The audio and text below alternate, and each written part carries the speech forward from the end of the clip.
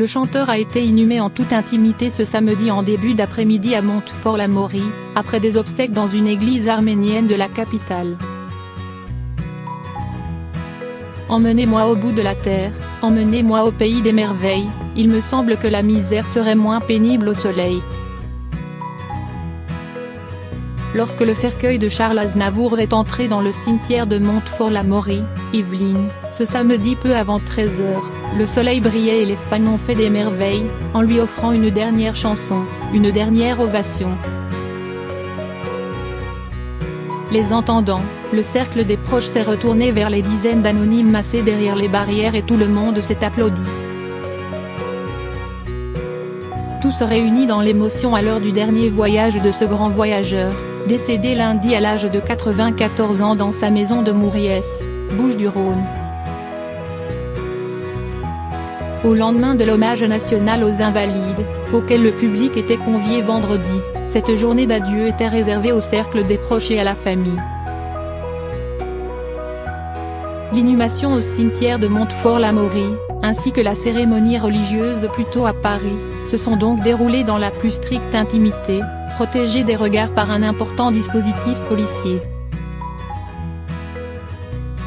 À Paris comme dans les Yvelines, les dizaines de fans venus lui rendre hommage ont été tenus à distance, et ont dû jouer des coudes pour apercevoir le cercueil. Le fils universellement reconnu salué par l'Arménie. Les adieux ont débuté à 10 h dans la cathédrale Saint-Jean-Baptiste de Paris, dans une petite rue du 8e arrondissement de Paris, près des Champs-Élysées.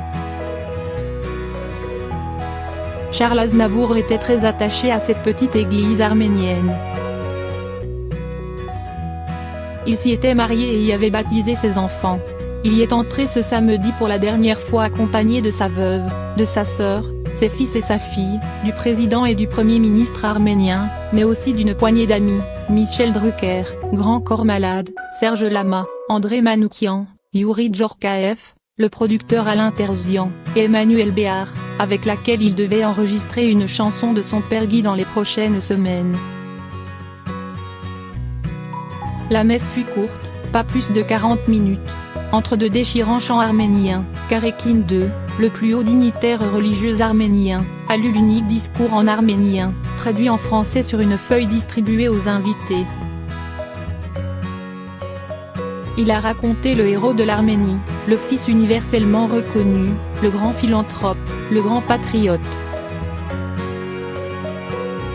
Il réussissait à conquérir les gens par sa simplicité et son immédiateté, a dit Karekin II de Charles Aznavour. Il élevait ses auditeurs par la magie de son chant et de sa musique, à la fois si particulier et si prenant. Le cercueil est arrivé et reparti de l'église arménienne sous les applaudissements. Derrière le cordon policier, beaucoup d'Arméniens étaient venus dire merci à Aznav, comme beaucoup l'appellent tendrement. Telle Isabelle, une admiratrice qui a dû repartir précipitamment à Bordeaux et nous a laissé un bouquet de roses à déposer sur sa tombe avec cette consigne, vous lui direz juste merci de ma part. Mes amis de la communauté arménienne perdent une icône et moi une idole, avoue Nelly, blouson rouge et cheveux gris.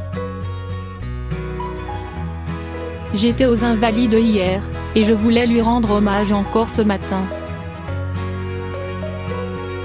Ces textes, c'était la vie, c'était ma vie. C'était le dernier monstre sacré. Serge Lama est ressorti très abattu de la cérémonie religieuse. Pour que je me lève à 8 h, il faut que je perde un être cher, plaisante-t-il avec peine. Je perds mon meilleur ami du métier, un père qui m'a guidé, qui m'a tout appris. La cérémonie était très belle et très triste, la dépouille de Charles qui entre, ces chants orthodoxes qui vous prennent à la gorge. Il voulait tellement atteindre les 100 ans. L'inhumation a duré une quarantaine de minutes. Le chanteur n'a pas eu la force de faire le voyage jusqu'à Montfort-l'Amaury, à 50 km à l'ouest de Paris. Seule la famille et les plus intimes, dont Michel Drucker, ont suivi le corbillard jusqu'à cette petite commune des Yvelines, près de laquelle Charles Aznavour avait vécu dans les années 60 et hébergeait le tout jeune Johnny Hallyday. Dans cet ancien cloître du XIIe siècle devenu cimetière, il a rejoint ses parents et son fils Patrick, décédé en 1981 à l'âge de 25 ans. Le cœur du village était lui aussi fermé à la circulation. Au plus près, on ne voyait que la jolie entrée du cloître, dans laquelle le cercueil et les intimes sont entrés à 13 h, toujours sous les applaudissements. Là encore, les fans ont entonné « Emmenez-moi », puis le silence s'est fait. L'inhumation a duré une quarantaine de minutes. Aucune prière, aucun chant ne nous sont parvenus du cloître. Ils auraient pu mettre ces chansons en sourdine, regrette une dame. La famille est sortie petit à petit. Quelques embrassades et accolades, et les deux grands vannes noirs affrétés par la famille sont repartis sans bruit pour Paris, vers 14 h.